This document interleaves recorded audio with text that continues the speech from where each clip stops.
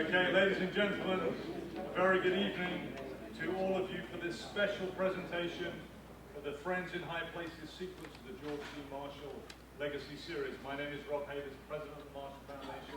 Welcome once again to the Pogue Auditorium. And tonight we hear from Clifton Truman Daniel, oldest grandson of President Harry Truman, who speaks from first-hand knowledge about his grandfather and about his legacy, and about another very principled public servant, a man who, like George C. Marshall himself, served for service sake and without much thought as to how he could or would indeed benefit from that service. Clifton Truman Daniel is an author and journalist, and amongst other occupations serves on the board of the Truman Library Institute as well as the Harry S. Truman Scholarship Foundation. He is the author of Growing Up with My Grandfather, Memories of Harry S. Truman, and shortly will be appearing as his grandfather in a reprise of the one-man show, Give 'Em Hell, Harry. Ladies and gentlemen, please welcome Clifton Truman Daniel.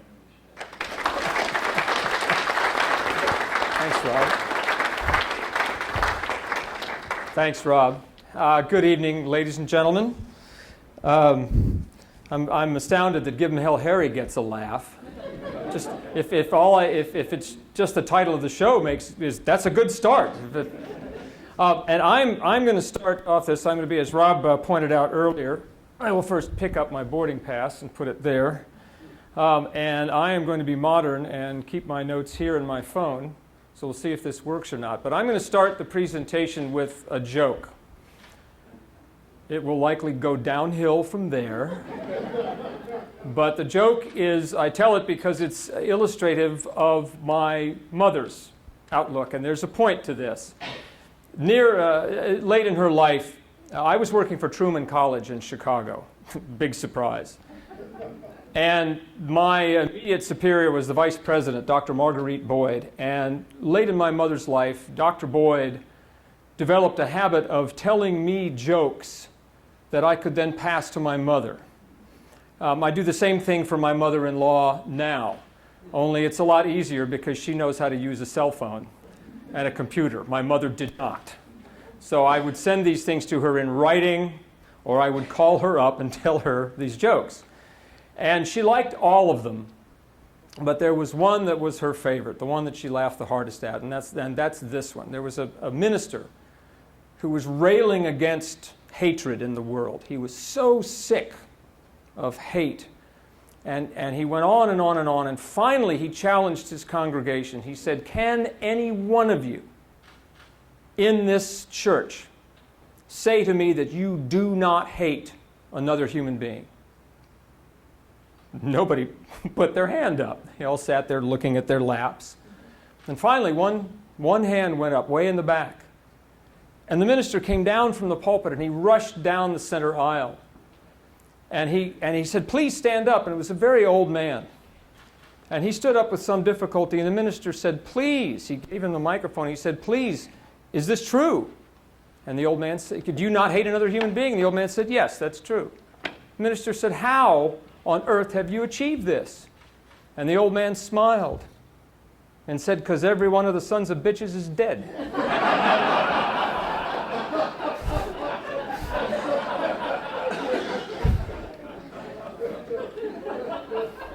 That was my mother.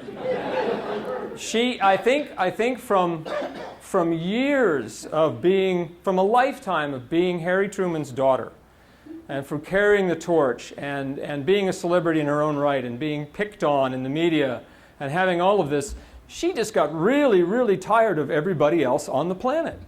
And she could be very prickly about this, except for two people. Only two people. Did her wrath never landed on, and they were both named George. One of them was George Elsey, who worked for my grandfather, was a naval aide in the Roosevelt White House and went on to work for my grandfather. And the other was General George Marshall. You could never, all you had to do was mention his name, and she lit up. When I got to school, and I learned about my grandfather in school. There wasn't a lot of homeschooling, even though I'm his grandson. So I learned about him in books. And of course, we'd get to the Marshall Plan. And my first thought getting to the Marshall Plan was, hey, Mom likes that guy. I had to learn about why, But he was a revered figure in our household. And I came away over the years as a child with the impression of General Marshall, of stalwart, of being like my grandfather, honest, straightforward. But oddly, in my household, General Marshall was kind of a notch up because my grandfather revered him so. My grandfather thought the world of him. Never ever, although Grandpa was, at one point, of course, General Marshall had been his boss, but when Grandpa became president, although he was always the boss, the president, he never treated General Marshall like an employee. He just wouldn't do it, even when they disagreed. He'd make the final decision, but General Marshall was always up there in our household. So that was my introduction to George Marshall, was somebody that my mother really, you could always bring a smile to her face if you mentioned his name. He was, my grandfather, they were both guys like that. They were, my grandfather, I think, said it best, and I think they both sort of lived by. This is a poem that my grandfather had with him. He always, he carried it with him, and he recited it in his youth and throughout his life. And this is just part of the poem. It starts off, it's a prayer, not a poem, sorry, a prayer. Dear Lord, help me to be, to think, to act what is right, because it is right. Make me truthful, honest, and honorable in all things. Make me intellectually honest for the sake of right and honor, and without thought of reward to me. That was my grandfather. That was General Marshall. So they were alike in that regard. I first got an inkling of my grandfather's character the moment I found out he'd been president. My family had not told me. I found out in school. Thank God it was first grade and not high school. But I went to school one morning, and my teacher, going around the roll in the classroom, she said, "Wasn't your grandfather President of the United States?" And I said, "I don't know. That's news to me." And my mother told this story on me for years, into to the end of her life, she liked telling the story. I went home that afternoon, and I dropped my book bag at the door, and I marched up to my mother, and I put my hands on my hips, and I said, "Mom, did you know?"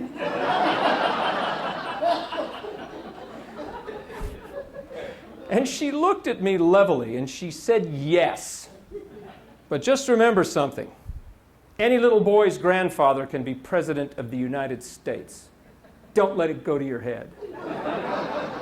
So right off the bat, I had some inkling of what Grandpa thought of the job and what was expected.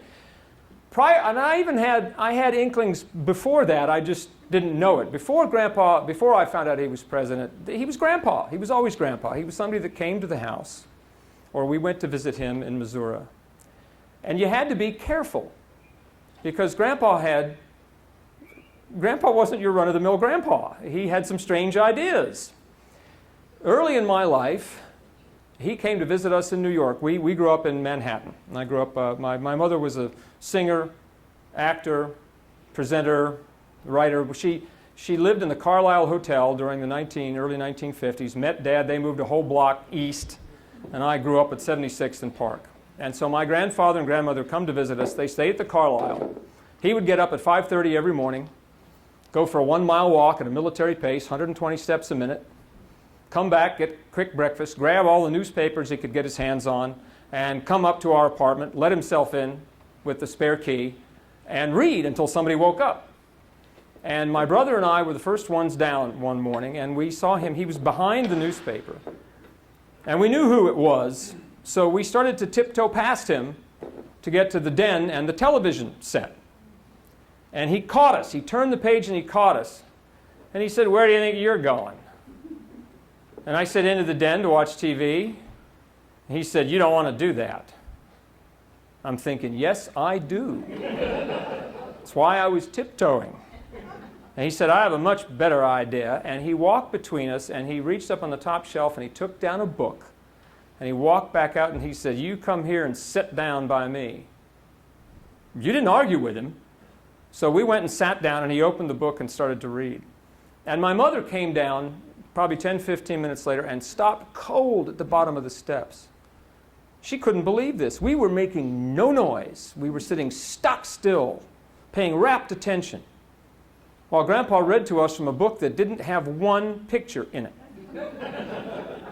She said, "What in God's name are you reading to those kids?" And he showed her the book. It was Thucydides, The History of the Peloponnesian War. At 6 o'clock in the morning to a 4-year-old and a 2-year-old. So I learned early on what education meant to him. He, his own mother, he had terrible eyesight. When he was 6 years old, my great-grandparents took him to a 4th of July celebration of independence. And at the end of the night, the fireworks were going off over here, and Grandpa was looking over here. So they got him glasses, and it slowed him down in the schoolyard, but it opened up the entire world to him at the tips of his fingers. My great-grandmother, didn't give him comic books. She gave him history books. He had one of his earliest presents from her was a multi-volume set called Great Men and Famous Women. 4 big, thick books. I think he was 9 or 10. At that age, I was reading Archie. So education very important to him. And I think this might have even been the same visit or one not long after. I had one of those hobby horses, a big, thick plastic thing that sits on a wooden stand, and there's springs at the knees and the front and the back, and you can ride it forward and back and side to side and up and down.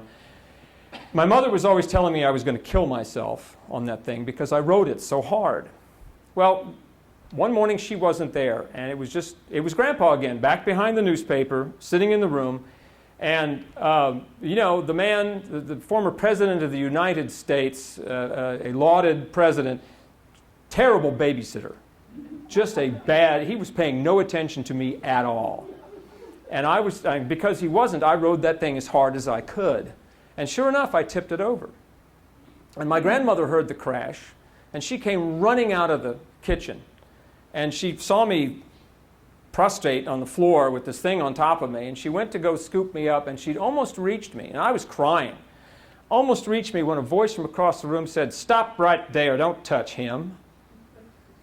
And we looked up. I looked up to see who'd ruined this for me. And Grandpa looked at me and said, "You, quit crying, you're not hurt." I shut up immediately. He said, "Get that contraption up, get on it, and start riding it again." We put it up. My grandmother dusted me off. She left the room. He went back behind the newspaper, and I rode very carefully. I finally got off and got out of there. Turned out he was nicer to me than his own father had been to him. John Truman was leading Grandpa around the family farm on a pony, and Grandpa fell off. And John Truman said, any boy can't stay on a pony at a walk deserves to walk himself. Made him walk back to the house. At least I got to get back on. So I had some early inklings of what my grandfather was going to be like. In my youth, and I mean, through high school, through grade school and high school, I don't know how other presidential descendants, how children and grandchildren and great-grandchildren deal with it. But for a long time, I went in the other direction because you're living in someone's shadow. Not his fault, not anybody's fault, but you wonder where you fit in.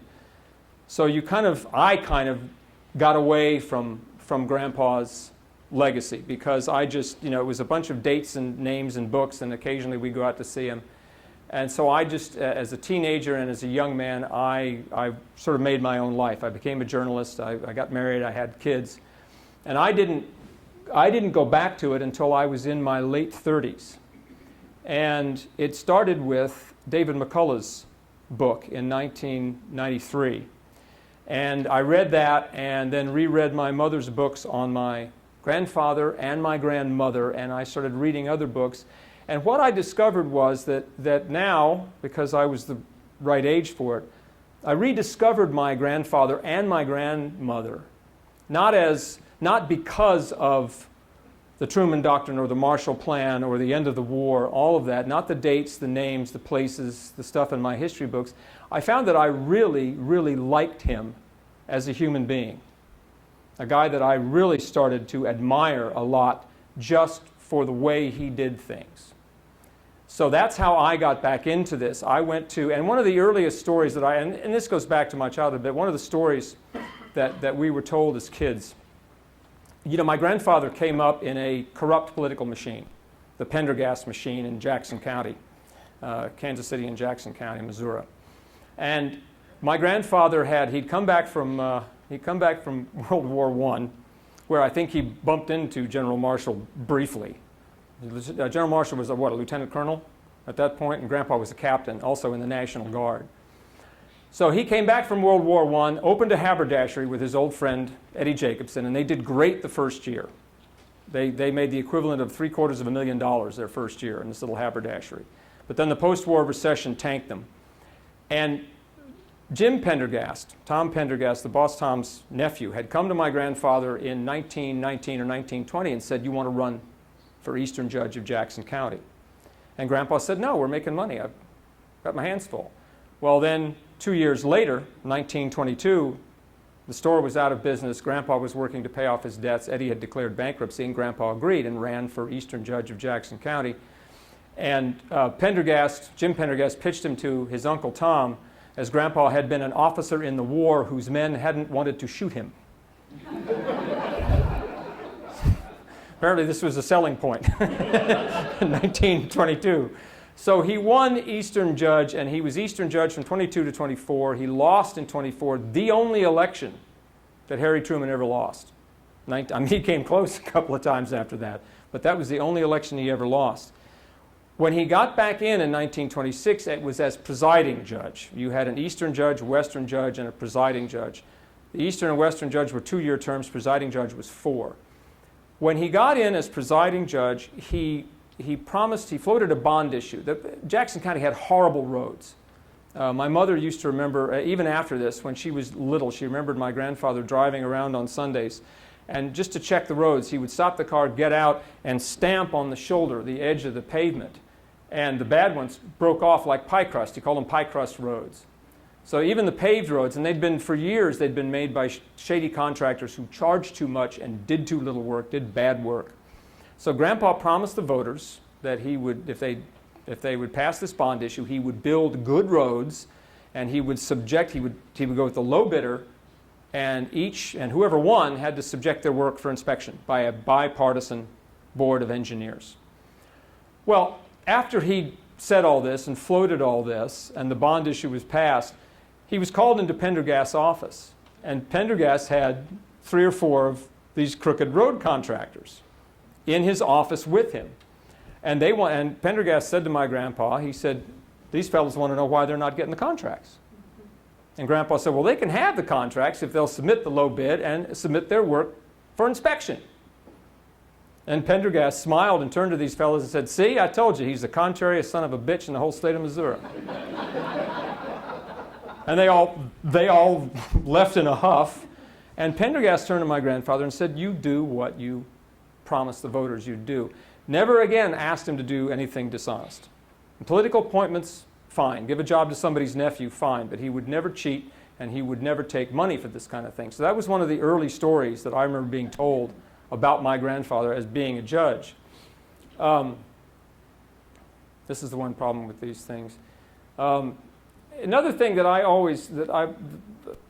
learned young, and I'll reverse this a little bit, just talking about character, my grandfather's relationship with women. You know, we're talking a lot about that these days. And Grandpa, just to the whole Me Too movement, Grandpa would never have a female secretary in his office without the door being wide open. He insisted wide open. Many of you will probably recall when he was vice president, Lauren Bacall, he was playing at a USO show. He was playing the piano, and Lauren Bacall showed up as part of the USO show. And her agent thought it would be a cute photo if he boosted her up on top of the piano. And you can see Grandpa's, in the sequence of photos, you can see Grandpa's smile dims just a little bit when she's up there from when he was playing without her up there, because he knows that somewhere out in the audience, Mrs. Truman is looking at this photo. And Mrs. Truman was. And after that whole thing, he was still smiling, but after that whole thing, he got back home that night after these photos came out, and there was a little bit of silence from my grandmother, and finally she said, "I think that's the last time you should play the piano in public."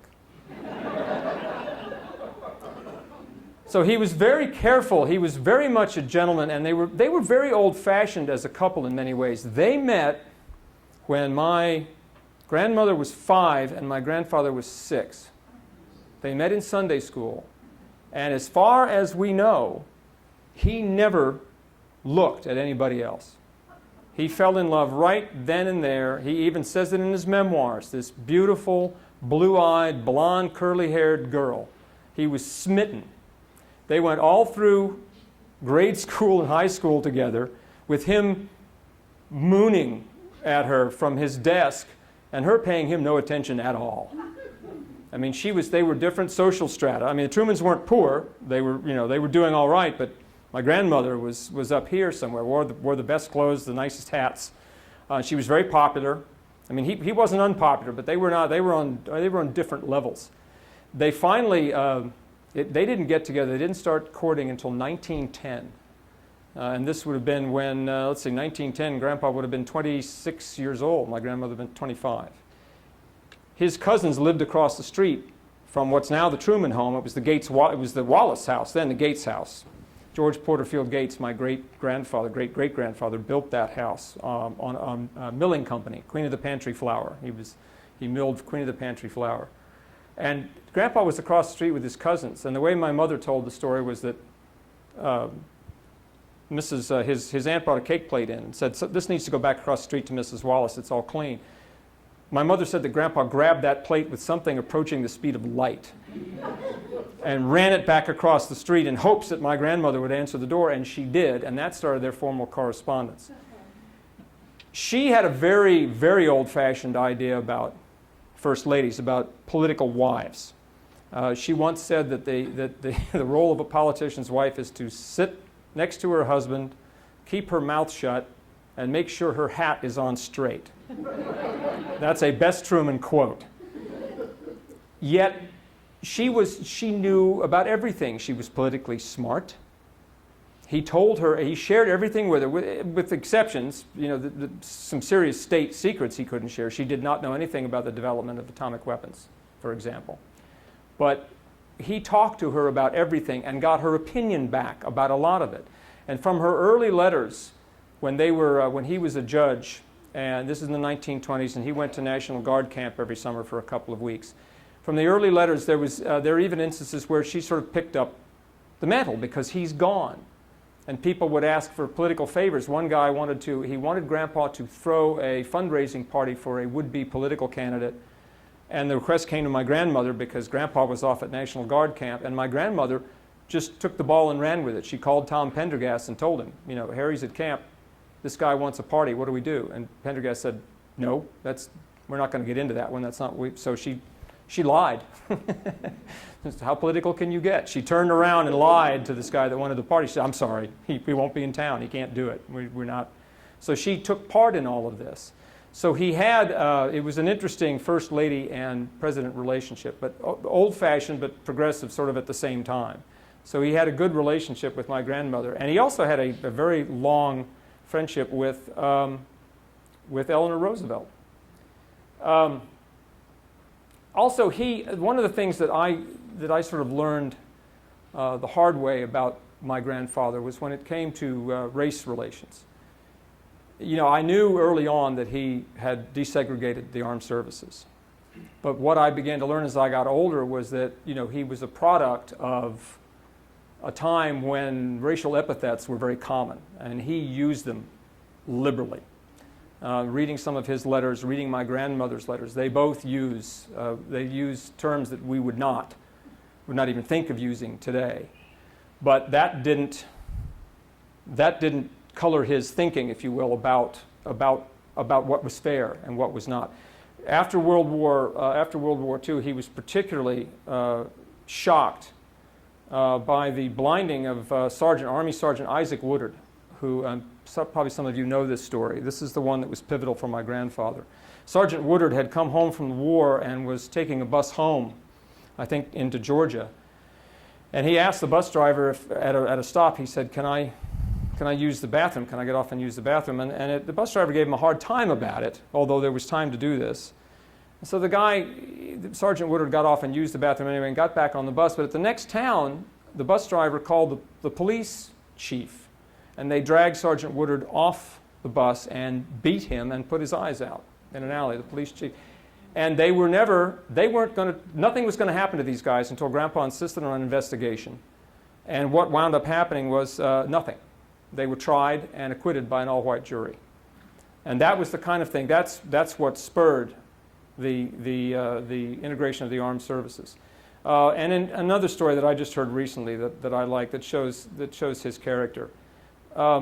There was a Marine sergeant, John Raymond Rice, fought in World War II, earned the Bronze Star. He was from Sioux City, Iowa, and he was getting ready to be buried in his hometown when he died.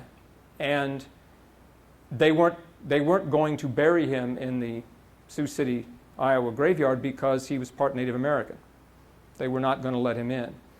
And I'm not sure how the appeal got to Grandpa, but he didn't waste any time. He arranged for Sergeant Rice to be buried in Arlington immediately. So he just, what was right was very obvious to my grandfather. He always tried to take the high road. Even in his, in the argument, the famous argument with General Marshall, Secretary Marshall, over the recognition of Israel, they came very close to damaging their friendship irreparably over that, I believe. Marshall even saying at one point that if I were going to vote, I wouldn't be able to vote for you because they were in such disagreement. But this was something that Grandpa just felt that he had to stick to his guns on. And it meant a lot to him afterwards. When Rabbi Herzog came to the White House and told my grandfather afterward that God put you in your mother's womb so that you could bring about the recognition of Israel after 3,000 years. David Niles, himself a Jew, thought that the rabbi had gone, he was my grandfather's, he was an aide to my grandfather, he thought that the rabbi had gone a little over the top with that statement. And he turned to look and see my grandfather's reaction, and there were tears in Grandpa's eyes. Just meaning, he had just, after the Holocaust, and my grandfather was a great student of the Bible, it was just something that he believed in doing. Again, doing something because you think it's right, because it's the right thing to do, not for any gain. Both of these men, they did what they did because they thought it was the right thing to do. Even in that argument, General Marshall thought that was the wrong thing to do and said so, up front, bluntly. This note thing isn't working out that great. But I'm near the end of needing it, so that's good. It's not only the character, I think it's important to talk about in the way the world's going today. Character begets character. You find that if somebody has that kind of character, the people around General Marshall and around my grandfather were some of the best people. Now I sound like everybody on the right and left is talking about the best and everything's great. But they were good people. They did what they did for good public service. All of the folks that worked for my grandfather, that worked around General Marshall, they attracted some really good people. And that actually, that pays forward. My grandfather never spoke to me about the atomic bombings of Hiroshima and Nagasaki. I learned about it in textbooks. And our textbooks still to this day, don't tell you a whole lot. I mean, it has to cover all of U.S. history, so you don't get more than a page or two about the end of the war. And there's a picture of the mushroom cloud, maybe the empty streets of Hiroshima, but you don't really know, aside from casualty figures, what happened on the ground.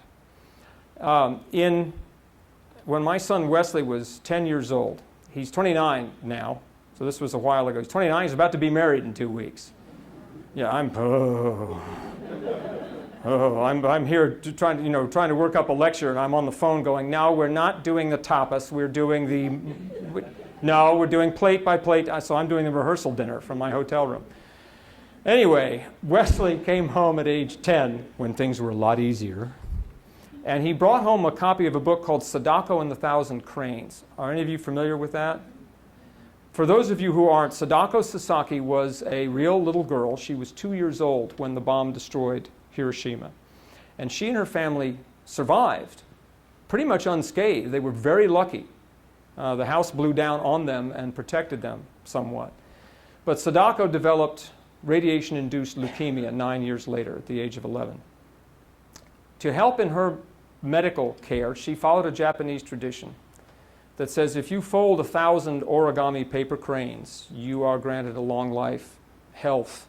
It varies from region to region. Sadako, with the help of friends, folded about 1,300 cranes. Sadly, it did not help. She died of the leukemia at the age of 12 in 1955. And there's a monument to her and to all of the children who were killed or wounded or sickened by the bomb in the Peace Park in Hiroshima today. That was the first human story I had ever heard of Hiroshima or Nagasaki. And I remember telling Wesley that it was important for him to understand his great-grandfather's and his country's reasoning to their side of it, but also to understand what that cost the people, the citizens of Hiroshima and Nagasaki. His teacher, Rosemary Barilla, didn't just give them the story. She taught them Japanese history, Japanese culture. She took them to a Japanese restaurant. They had tea ceremony in the classroom. I came home one afternoon from work, and I found Wesley in the living room wearing a kimono with green tea and sushi laid out on the coffee table behind him. So he brought all of Japan into our house. And I mentioned this about every 5 years on an anniversary of the bombing. Some Japanese journalists, American journalists too, but Japanese journalists call the Truman Library, call a member of the Truman family, and want to know if we have a comment on the anniversary of the bombing. And I mentioned that I had read Sadako's story.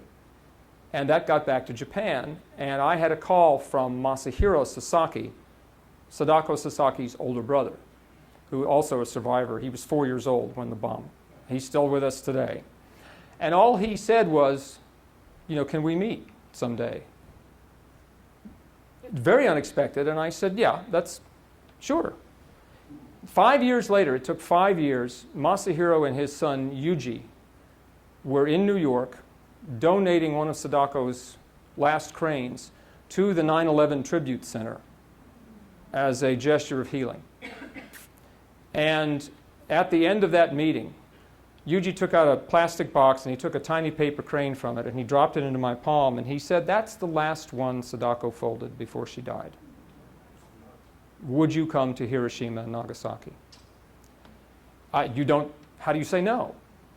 And I went, my family, Wesley and his brother Gates and my wife and I went to Hiroshima and Nagasaki in 2012, went to both ceremonies, and just sat and talked, listened to survivors of the atomic bombings just to tell us their story. Not one of them came to me in anger or with recrimination. All they wanted to do was, and each one of them said it, just please help us continue to tell this story so people understand what it's like to live through a nuclear explosion so we don't do it again. A lot of them, of course, are disarmament folks. And I wondered, I took some flack for that in various places. I didn't go as an apologist for my grandfather or my country. I wasn't even an official representative. I am never, ever going to tell a survivor of a Pacific War veteran that was a bad idea, because it stopped a war and saved a lot of lives, both for us and in Japan.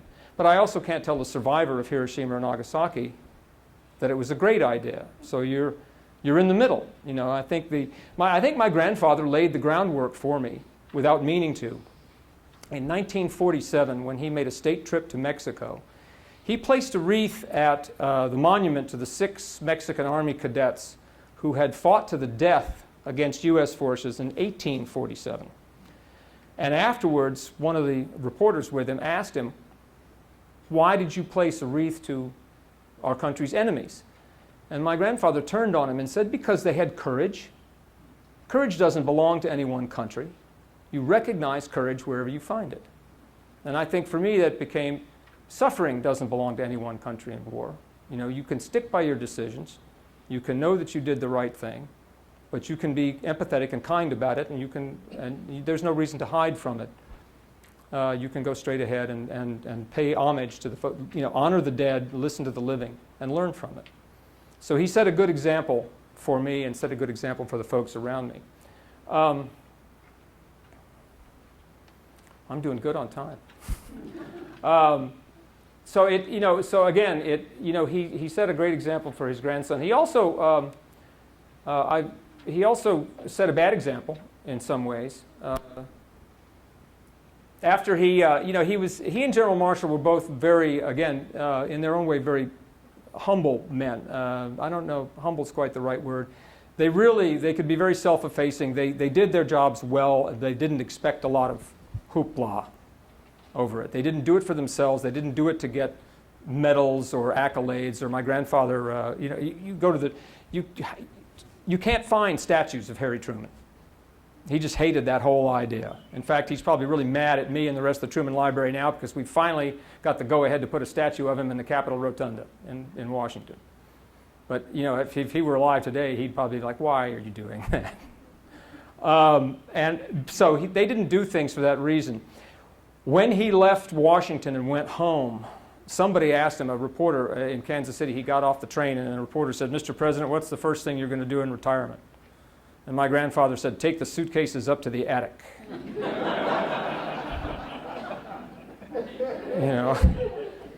We'll see after that. He wrote his memoirs. He would not, and I'm sure you all know this, is another thing that speaks to his character. Ex-presidents these days make a lot of money. Bill Clinton will even joyfully, revel in it. When he gave a speech for the Truman Library about 10, 11 years ago on the library's 50th anniversary, he said, "Oh, Hillary and I didn't have anything until I retired." And then, now he gets these huge speaking fees. President Obama, the same thing. President Bush has been sort of more quiet. He's been painting. So I want to get him down to the little White House in Key West to talk about painting someday if I can ever manage it. So they make a lot of money on boards and speeches and whatever. My grandfather was given the same opportunity. There was one bank that offered him, and this is in 1953, offered him $100,000 a year just to sit on their board. Not do anything, just show up for the meeting twice a year. He turned all of that down because he said, and I'll quote, he said, "They don't want Harry Truman. They want the President of the United States. They want the presidency, and that's not for sale." He didn't make money off of being an ex-president just because he'd been president. I found out, so he wrote his memoirs, he built his presidential library, but I found out that there were some jobs that he would not do. 1953, and this sort of undermines my whole thing about Harry Truman's sterling character. He could be sneaky as well. Early spring of 1953, my grandmother got after him. She said, "Harry, the grass is getting kind of long in the lawn out there. You need to cut that." He said, "I hate yard work." And she said, "Yeah, I know, but you're not President of the United States anymore, buddy. You're going to have to cut your own grass." And he said, all right, I'll get to it." And he didn't. So she nagged him a little bit more, and he said, yeah, it's at the top of my list. Didn't do it. And she nagged him a little bit more, and finally he went outside, rolled up his shirt sleeves, went into the shed, got the mower out, and went at the lawn. And my grandmother almost died. It was Sunday morning. He'd waited. Sunday morning, the rest of the town is going by the house on their way to church. And here is the former President of the United States pointedly not going to church, working on the Sabbath, and waving at everybody who went by so that they would notice this. And my grandmother ran out there and she cut off the mower and she said, "Don't you ever do that again." He said, "Okay."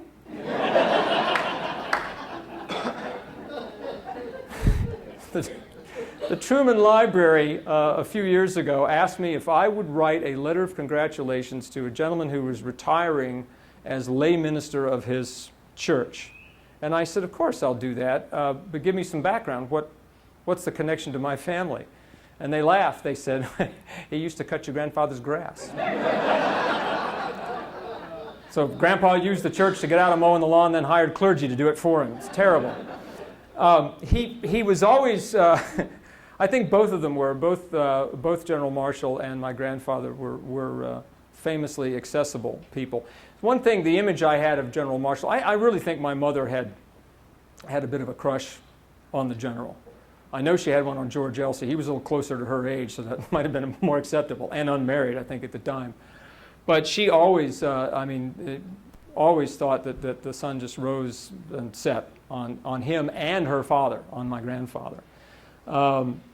But they were famously accessible guys. You could talk to them. I always appreciated it. As a president's grandson, you meet a lot of very famous, scary, powerful people. And the ones I always liked were the ones like General Marshall, who would actually talk to me and treat me like I wasn't invisible. Lyndon Johnson was good at that. He was very nice to us as children, and I always thought those were the guys I really liked. Hubert Humphrey, Lyndon Johnson, Gerald Ford, you know, and this from a child's perspective, I'm naming guys that are generally considered really good public servants and decent guys. So it was from a kid's perspective, it's whoever would pay attention to you. Grandpa, when he retired, he was accessible not just because he wanted to be, but because he also didn't have Secret Service protection. They didn't give it to ex-presidents until after John F. Kennedy was assassinated.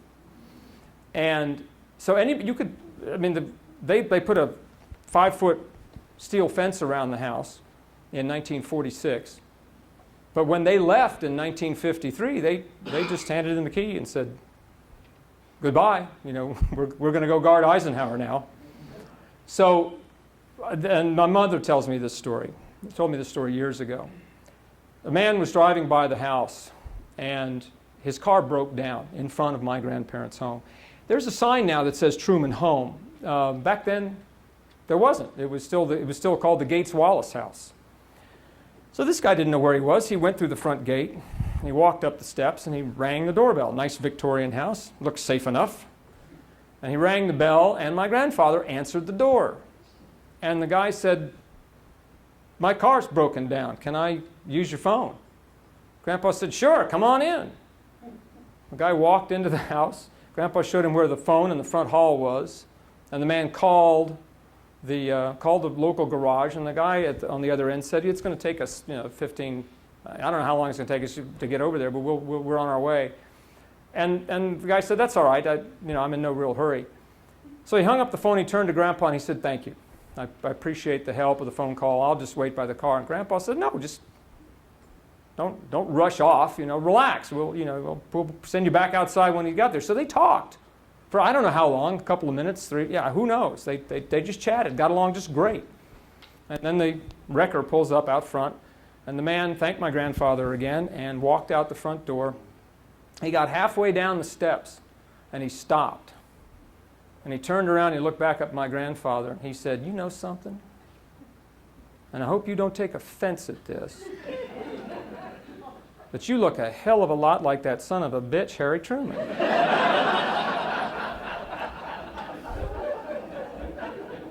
And Grandpa just smiled and said, I am that son of a bitch. I don't know where it went after that. And I will leave you with one, and I'll leave you with a story that I meant to end with, but you all know this, and then I'll see if you all want to ask questions. One of my early favorite stories, again from the family, was Grandpa's meeting with General Marshall at the start of World War II after Pearl Harbor. When Grandpa went in to the general's office, he was a senator. He went to see General Marshall, and he said, I'm a colonel in the Missouri National Guard artillery. Put me in. I want to fight. And General Marshall said, no, you're too damn old. And my grandfather said, you're 4 years older than I am.